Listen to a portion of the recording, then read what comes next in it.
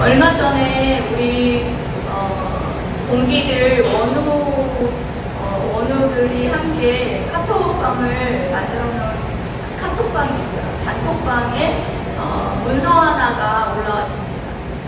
그 문서는 고소장이었어요. 그 내용인즉슨 고소인은 모 교회의 장로들이고, 그리고 고소를 당한 피고소인은 그 교회의 담임 목사님으로 되어 있었습니다. 그런데 그 고소 내용이 세 가지로 고소를 하고 있었는데, 첫 번째로는 이 담임 목사로서 설교의 직무에 충실하지 아니하였다라는 것에 대해서 고소를 하고 있었고요. 두 번째로는 이 자녀들에게 지출한 그 유학 경비로 지출했던 그 경비를 다른 명목으로 사용했다라는 것의 고소 내용이었습니다. 그리고 세 번째로는 10계명의 7계명을 어겼다라는 그 내용으로서 그와 같이 세 가지 내용의 고소 내용을 가지고 있었습니다. 근데 이 고소를 당한 이 박 목사님, 이 담임 목사님은 사실은 제가 알고 있는 분입니다. 제가 그 학교를 다니면서 그분한테 성경 강해 설교를 배웠고, 그리고 제가 알기로는 그 박 목사님은 설교하는 데 있어서 목숨을 거시는 분이에요. 그래서 일주일 내내 설교하는 데 있어서 연구하고 그렇게 하시는 분이시거든요. 그래서 제가 아는 한 설교를 담임 목사로서 그와 같이 등한히 할 분이 아니시고요. 그리고 두 번째로는 자녀가 거기에 청빙받아서 가기 전부터 유학을 하고 있었기 때문에 그 유학을 간 자녀들의 어떤 학비를 다른 명목으로 썼을 가능성은 굉장히 희박합니다. 그러니까 그 목사님이 그곳에 청빙받아서 간 것은 4년 차인데 그것은 있을 수가 없는 내용이라는 생각이 들었고, 그리고 7계명의 간음죄에 대한 어떤 그 부분도 사실 그분이 거기 청빙받아서 간 그곳이 그 목사님이 어렸을 때 자라고 그곳 신앙생활 했던 곳이에요. 그런데 그 신앙생활 했던 그곳에 그 어렸을 때 썸 탔던 그 자매가 아직까지도 결혼을 하지 않고 있다는 그 사실 하나로 그와 같이 아직도 둘의 어떤 관계가 있기 때문에 그렇지 않느냐, 그래서 그 7계명의 그 제목으로 그렇게 고소를 했는데, 그래서 이 자매가 너무 억울해가지고 자신은 아직 처녀이다라는 것을 증명하는 그 서류를 제출한 그런 상태라고 합니다. 여러분, 이와 같이 정말 있어서는 안 되는 정말 목사를 고소하고, 그리고 장로들이 그와 같이, 그러니까 누구 하나는 거짓말을 하고 있는 것이죠. 예, 제가 그 아는 박 목사님만 이렇게 편을 드는 건 아니지만, 어쨌든 제가 아는 한 그 박 목사님 굉장히 강직한 분이십니다. 타협하지 않고 어떤 노예에게 타협하지 않고 잘 보이지 않을, 이렇게 타협하지 않는 그런 모습 때문에 밉보였던 것 같아요. 제가 봤을 때는. 그래서 어떤 그런 것 때문에 누군가 한 사람은 거짓말을 하고 있다는 거죠. 그래서 이런 모습을 보면 이 사람들이 정말 믿는 사람들인가? 특히 부활을 믿는 사람들이 맞는가? 정말 부활을 믿는다면 어떻게 이렇게 하나님 앞에서 이와 같은 거짓된 행동들을 할 수 있을까라는 어떤 그런 생각들도 하게 되고, 그리고 여러분 주변에서 보면 신앙생활 하시는 믿음의 사람들 보면 여러분들 어떻습니까? 정말 이 사람이 부활을 믿고 있는 사람인가 라고 생각할 정도로 여러분들 정말 이상하게 정말 믿음 생활하는 여러분들, 그런 사람들 많이 봤을 것입니다. 교회 안에도 많은 분쟁과 분란이 있고, 그리고 또한 정말 주님의 사랑을 받았음에도 불구하고 사랑이 없는 그런 마음으로 정말 형제 자매를 대하는 그런 사람들도 있고, 그리고 이기심과 게으름과 방종과 정말 음란을 일삼는 그런 어떤 행동들을 여러분들이 보시면서 여러분들 뭐가 문제라고 여러분 생각이 듭니까? 분명한 것은 이들에게 정확한 복음이 이들에게 심어져 있지 아니하고, 또한 예수 그리스도의 십자가의 죽으심과 부활하심에 대한 믿음이 이들에게는 없지 않을까. 그런 어떤 문제에 있어서 근본적인 문제는 부활에 대한 믿음이 없기 때문이 아닌가, 저는 그렇게 생각을 합니다. 저뿐만 아니라 바울 또한 이렇게 생각을 했어요. 그래서 바울도 지금 여러분들이 고린도전서 15장 50절에서 58절만 읽었지만 그 고린도 교회에 수많은 문제들이 있었습니다. 여러분 아시죠? 은혜도 많이 받은 교회지만 고린도 교회에는 그리고 또 여러 가지 문제가 10가지도 넘는 문제가 있었어요. 그 모든 문제의 근본적인 원인과 근본 원인이 바로 부활관에 있어서 잘못되어 있고 또한 부활을 믿지 않았기 때문에 그와 같이 행동하고 있지 않은가라는 바울은 그렇게 생각을 했습니다. 그래서 사실 굉장히 긴 강론을 사실 고린도전서 15장 전장을 통해서 그 부활에 대해서 아주 자세하게 기록을 하고 있습니다. 오늘 부활주일을 맞이해서 아주 간단하게 50절에서부터 58절까지 부활의 어떤 속성은 어떤 모습으로 우리의 부활의 모습이 이루어질 것인가, 그리고 또한 부활의 때는 언제 우리가 부활이 이루어질 것인가, 그리고 또한 그 부활을 믿는 자들은 우리는 또한 어떻게 살아가야 할 것인가, 이 모든 것에 대해서 여러분 말씀을 통해서 함께 은혜 받으시고 정말 여러분 부활을 믿으십시오.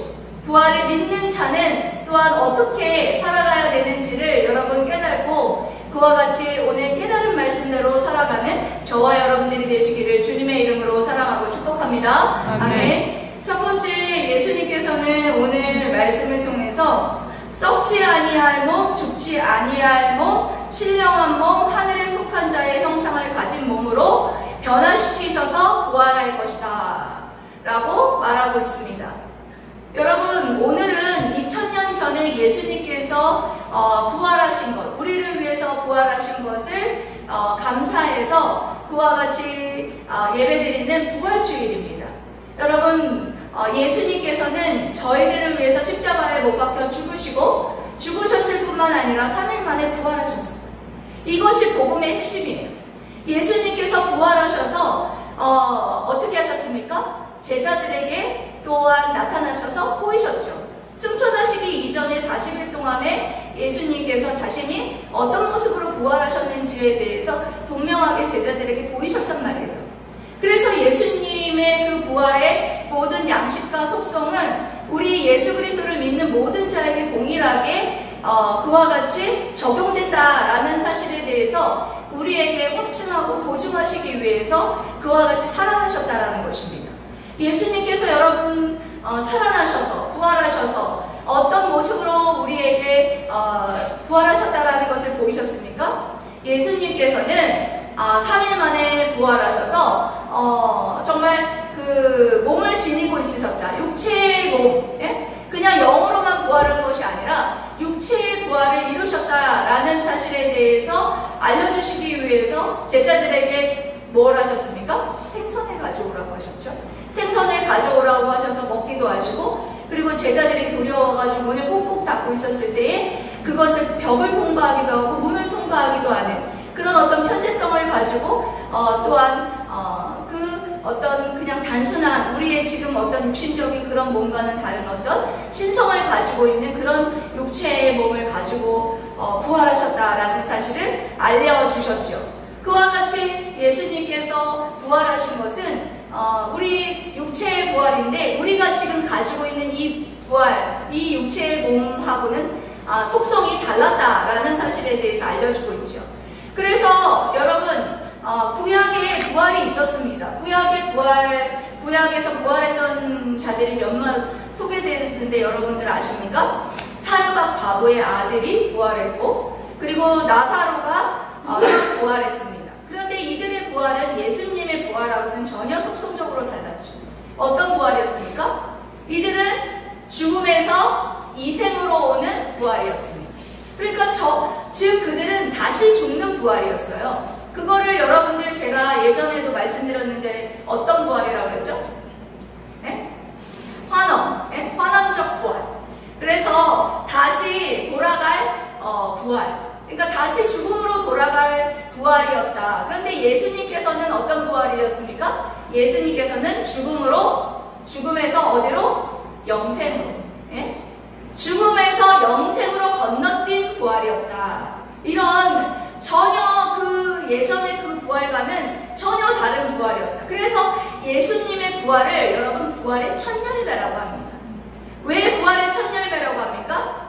이와 같은 부활은 전혀 없었고 이와 같은 첫 열매로 인하여서 계속적인 예수님과 같은 부활이 이루어질 것이다 라는 그런 말씀을 하고 있는 것입니다. 어떤 자가 예수님과 같은 그런 부활을 이룰 것이냐? 예수님과 연합된 자들만이 그와 같은 부활을 이룰 것이다. 예수님과 언약적인 연합 가운데 있는 자들만이 예수님이 얻으신 예수님의 그 부활의 속성과 그리고 또한 그 양식이 그대로 우리에게 적용될 것이다 라는 것에 대해서 우리에게 말씀하심으로 말미암아 여러분들이 예수 그리스도께서 나의 죄를 위해서 십자가에 못 박혀 죽으셨고 죽으셨을 뿐만 아니라 나를 살리시기 위해서 다시 사셨다라는 이 사실까지 여러분 믿는다면 예수님과 같은 그런 부활을 이룰 수 있다는 사실에 대해서 말씀하고 있는 것입니다. 이 부활에 대한 어떤 몸에 대한 부분을 설명하기 위해서 오늘 사도 바울은 50절의 말씀을 통해서 이렇게 말씀을 하고 있죠. 50절 말씀 띄워주십시오. 여기에서 여러분 형제들아 내가 이것을 말하노니 혈과 육은 하나님 나라를 이어받을 수 없고 그리고 또한 썩는 것은 썩지 아니할 것을 유업으로 받지 못하느니라 이렇게 말씀하십니다. 여기에서 혈과 육이라는 것은 예수님께서 재림했을 때에 살아있었던 자들, 바로 인간적으로 살아있는 혈과 육의 그 육체로는 하나님의 나라를 상속받을 수 없다 그런 말씀을 하는 것이죠. 또한 썩지 아니할 것, 썩는 것은 썩지 아니할 것을 유업으로 받지 못한다. 이런 말은 뭐냐 하면 주님이 재림할 때 죽어있었던 자들을 말하는 거죠. 주님이 재림하실 때 죽어있었던 썩는 것은 썩지 아니할 것으로 썩지 아니하는 것을 유업으로 받지 못한다. 그러니까 죽어있는 자들이 그 상태로서 주님이 재림할 때에 그 상태로는 뭐 하지 못한다는 거예요? 하나님의 나라를 유업으로 받지 못한다는 거예요. 결론적으로 무슨 말이냐면은 주님이 재림할 때 살아있는 자나 죽어있는 자 모두가 육체의 부활의 몸으로 변화돼야 우리가 하나님의 나라에 들어갈 수 있다. 예? 썩지 아니할 몸, 죽지 아니할 몸으로 그와 같이 변화되는 자들만이 이와 같이 구원받는 것이고 하나님의 나라를 유업으로 받을 수 있을 것에 대해서 분명하게 설명하고 있다는 것입니다. 여러분, 그리고 또한 우리가 이 부활의 몸을 언제 우리가 입을 수 있느냐, 여러분 이런 거 궁금하시죠? 우리가 이와 같이 부활의 몸으로 언제 변화될 것인가? 언제 변화될 것 같습니까, 여러분? 오늘 말씀에서 이와 같이 여러분 우리에게 권면하고 말하고 있습니다. 51절 계속해서 띄워주세요. 그때가 언제냐면 보라, 여러분 읽어보세요. 시작. 보라, 내가 너희에게 비밀을 말하노니 우리가 다 잠잘 것이 아니요 마지막 나라의 순식간에 오리리라 하느니라.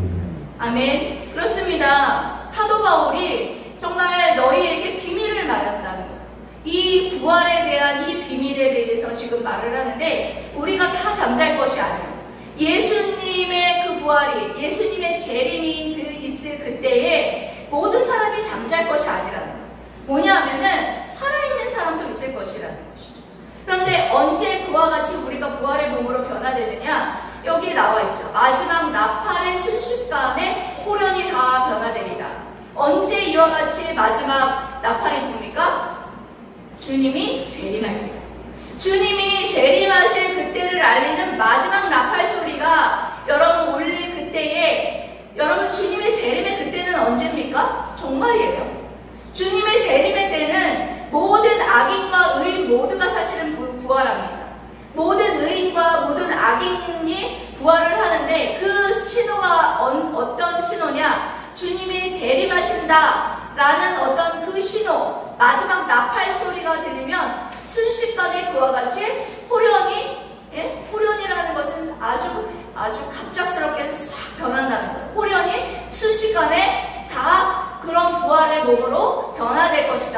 라는 말씀을 하고 있습니다.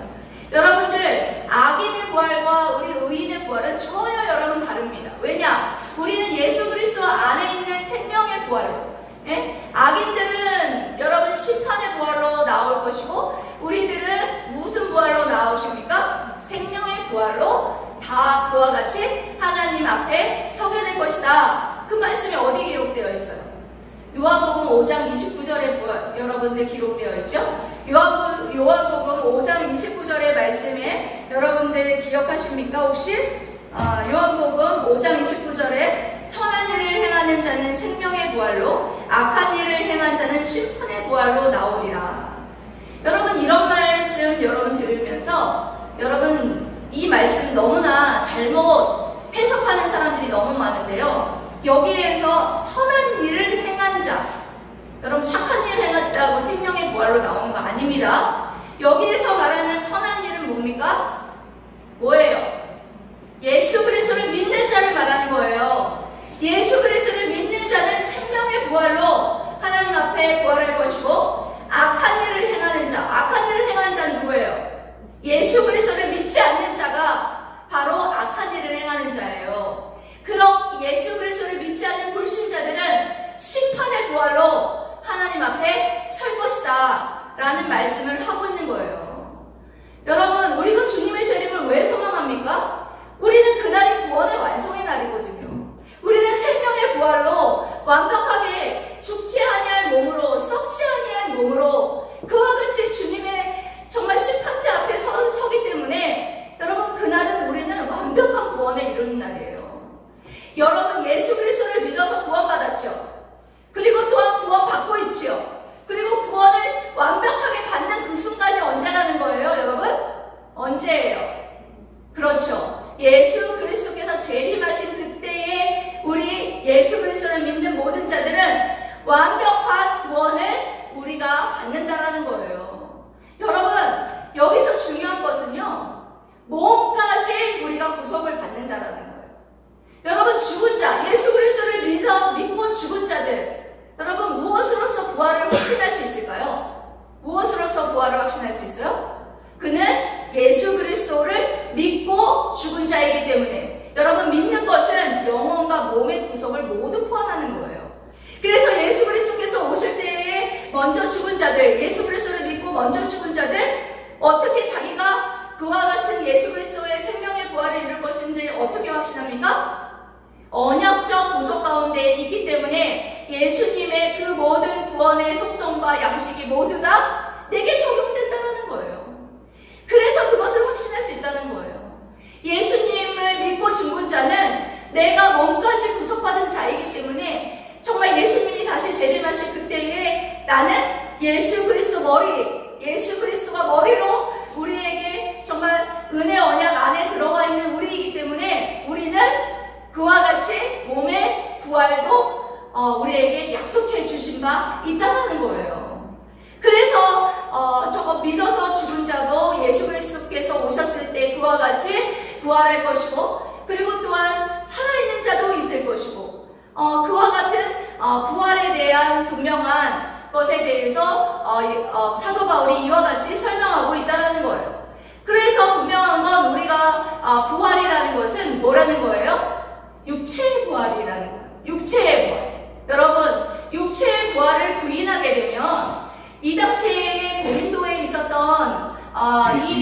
있었던 교인들 중에서도요, 부활을 믿지 않는 자도 있었고, 또한 부활을 믿기는 하는데 육체의 부활을, 예수님과 같이 그런 부활을 믿는 것이 아니라 영적인 부활만을 믿는 자들도 있었다라는 거예요. 여러분, 이와 같이 육체의 부활을 부인하게 되면 우리에게 발생하는 것이 무엇인 줄 아십니까? 그들은 그렇게 육체의 부활을 부인하는 자들은요, 그 음란과 그리고 또한 방종과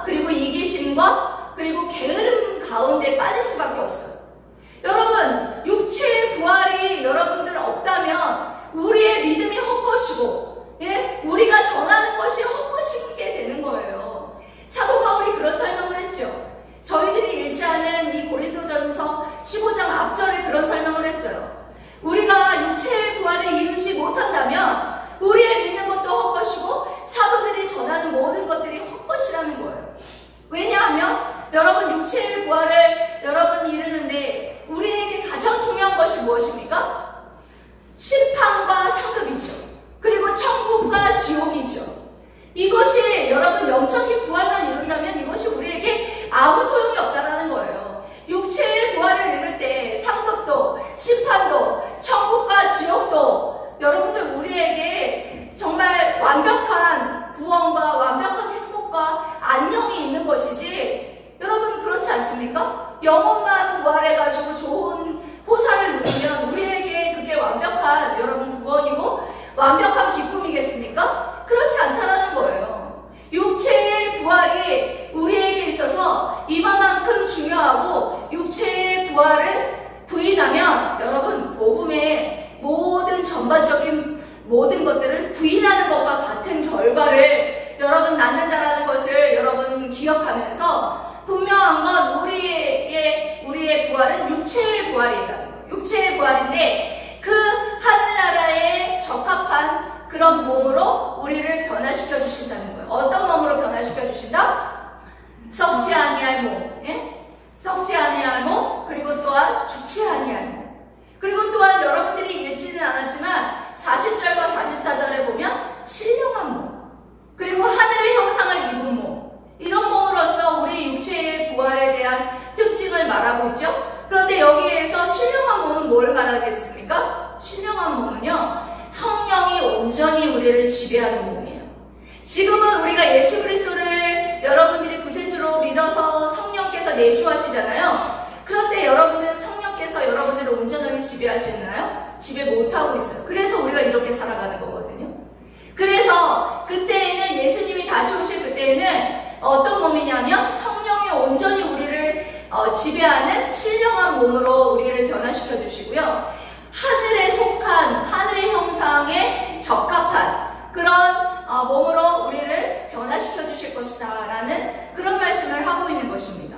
여러분 이 말씀을 여러분 들을 때 어떻습니까? 저는 이 말씀을 묵상하면서 정말 주님이 하루속히 오셨으면 좋겠다.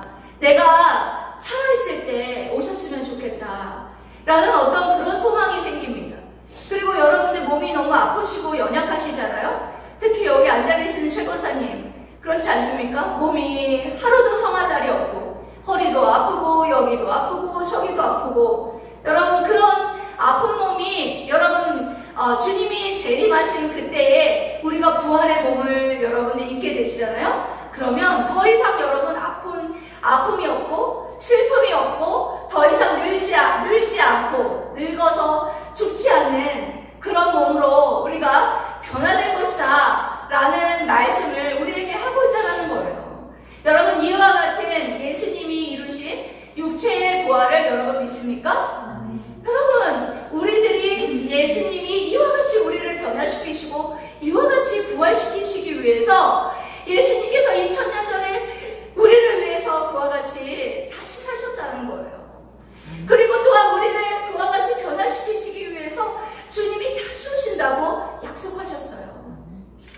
여러분 이 정말 주님의 재림을 왜 기다립니까? 주님 어서 오시옵소서. 마라나타 주 예수요. 여러분 주님의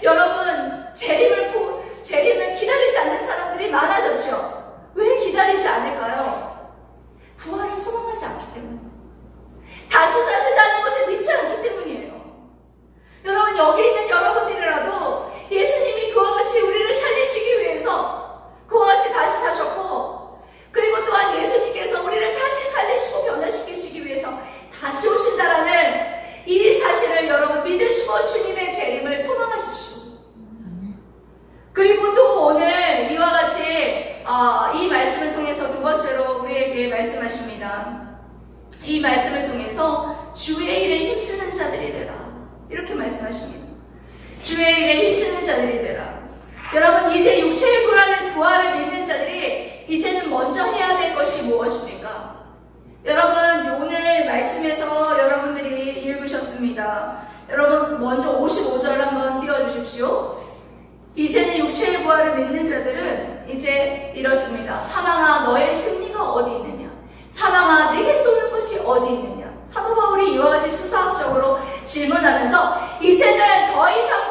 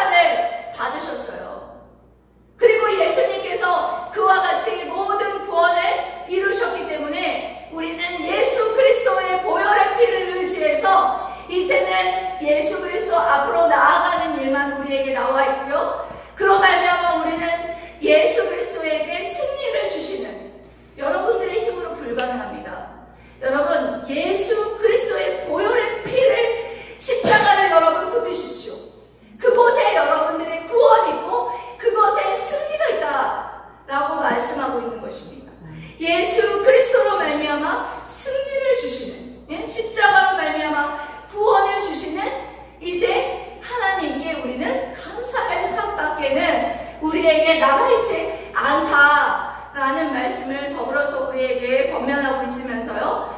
이제 육체의 부활을 믿는 자들이 우리가 해야 될 것은 58절의 결론을 맺고 있습니다.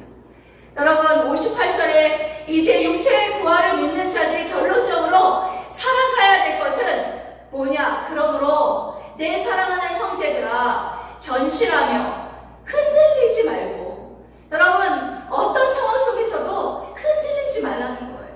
어떤 상황 속에서도 어떤 유혹과 시험과 환난이 닥쳐오더라도 여러분들 마음이 흔들리지 말라는 거예요. 흔들리지 아니하고 항상 주의 일에 더욱 힘쓰는 자들이 되라. 이는 너희 수고가 주 안에서 헛되지 않은 줄 아미로라. 여러분, 육체의 부활을 여러분 믿는 자들은요, 주님 안에서 육체로 우리가 하나님 앞에서 한 모든 행동이 정말 어떤 것 하나도 헛되지 않는다라는 사실에 대해서 여러분 믿기 때문에 그와 같이 정말 주님 앞에서 살아갈 수 있다라는 거예요. 여러분, 정말 부활의 소망으로 살아가는 자들은 여러분 쉽게 낭망하지 않습니다. 왜 그렇습니까? 부활의 소망을 가지고 있는 자들은요, 물가에 심겨진 나무와 같아요. 시편 1편의 3절의 말씀에 그런 말씀 있으시죠? 시냇가에 심은 나무가 철을 따라 열매를 많이 맺으며, 예? 그 열매를 많이 맺는데 가시를 많이 맺나니, 그와 같이 가시를 많이 맺으며 그 가시를 많이 맺는 이유가 무엇입니까? 그와 같이 물을 공급해 주시기 때문이죠. 예, 그는 시냇가에 심은 나무가 철을 따라 열매를 맺으며 그 잎사귀가 마르지 아니한 같으니 그가 하는 모든 일이라 형통하리로다. 예수님을 믿는 즉시 그와 같이 우리와 함께 하시는 하나님이 함께 하시기 때문에 그와 같은 형통한 삶을 살아갈 뿐만 아니라 우리와 늘 주님이 함께 하시기 때문에 부활의 소망 가운데 살아가게 하시기 때문에 우리는 그와 같이 우리의 모든 삶에서 형통한 삶을 살아가게 하시고 또한 열매 맺는 삶을 살아가야 한다는 것. 그것의 원동력이 무엇이라는 거예요? 부활이라는 거예요. 부활의 소망을 갖고 있는 자들은 어떤 상황 속에서도 흔들리지 아니하고 주 안에서 그와 같이 주의 일에 더욱 힘쓰는 자들이 된다는 거예요. 정말 부활의 아침에 정말 주님 앞에 섰을 때 후회 없는 삶을 살고 싶다라는 그런 결단들이 여러분들의 마음 가운데 솟아나야 된다는 거예요. 부활을 여러분 육체의 부활을 믿는다면 정말 여러분들이 그와 같은 삶을 살아갈 수밖에 없다라는 겁니다. 여기 여러분 주기철 목사님 여러분 잘 아시죠? 주기철 목사님이 마지막에 정말 죽어가시면서 사모님을 마지막 면회 자리에서 사모님을 만났습니다. 사모님에게 정말 산정형 교회를 부탁하고 그리고 또한 가족들을 부탁하면서 그와 같이 사모님의 마지막 면회를 맞이했습니다. 그러면서 사람들에게 엎혀서 그와 같이 가시면서 주기철 목사님이 뒤를 돌아보시면서 뭐라고 말씀하셨습니까? 숭늉 한 그릇 먹고 싶소. 그와 사모에게 그와 같이 말했지요. 그랬을 때 뭐라고 그 사모님이 뭐라고 말했습니까? 부활만 생각하소. 부활만 생각하소. 부활 생각하지 못하면 숭늉 못하고. 이렇게 단호하게 그 사모님이 그와 같이 말했다라는 것 여러분 잘 아실 것입니다. 여러분 그렇습니다. 육체의 부활을 여러분 믿지 않는다면 우리는 주의 일에 힘쓸 힘이 없습니다. 그리고 육체의 부활을 여러분 소망하지 않는다면 우리가 살아갈 원동력이 없습니다. 예수님께서는 우리를 위해서 십자가에 못 박혀 죽으시고 우리를 위해서 다시 사셨습니다. 예수님께서 이루신 이 부활은 우리에게 생명을, 영원한 생명을 주시기 위한 여러분 부활이었습니다. 믿음의 선진들이 왜 이와 같은 삶을 여러분 살아갈 수 있었습니까? 육체의 부활을 믿었기 때문입니다. 예수님이 나를 위해서 부활하셨다는 사실을 믿었기 때문이에요. 여러분 이 사실을 여러분 마음에 새기시고 예수님께서 이루신 이 육체의 부활을 여러분들도 믿으시고 오늘날 여러분 예수 그리스도 안에서 여러분 주 안에서 주의 일을 힘써 일하며 그와 같이 살아가는 것은 여러분 분명한 건 이 수고가 헛되지 않다. 주님의 재림의 때에 주님 앞에 섰을 때에 부활의 아침에 네가 무엇을 했느냐? 어제도 그런 생각을 했어요. 어제 최권사님이 밤늦게 하나님 앞에서 기도를 하고 하나님 앞에서 찬양을 부르고 예배를 드리더라고요. 그 모습이 하나님 앞에서 부활의 아침에 복된 네가 내 앞에서 이와 같이 예배를 드리고 있구나. 네가 이렇게 지치고 힘들어도 하나님을 정말 의지하고 붙잡고 있구나. 이 모든 것들이 부활의 아침에 여러분 밝히 여러분 드러나신 것입니다. 우리가 여러분 정말 엊그저께 전도했죠? 작년에도 우리 김집사님 열심히 전도했죠? 이 모든 전도했던 이 모습, 우리가 하나님 앞에서 예배하는 이 모든 모습, 이 모든 것들이 부활의 아침에 고스란히 여러분 심판, 여러분 상급으로 여러분 잘했다. 내 사랑하는 자녀야 잘했다. 그렇게 여러분 칭찬해 주시면서 그와 같이 안아주실 것을 여러분 기대하시면서 여러분 분명한 건 하나님 앞에서 그 부활을 소망하는 자로서 살아가는 저와 여러분 되시기를 주님의 이름으로 사랑하고 축복합니다. 아멘.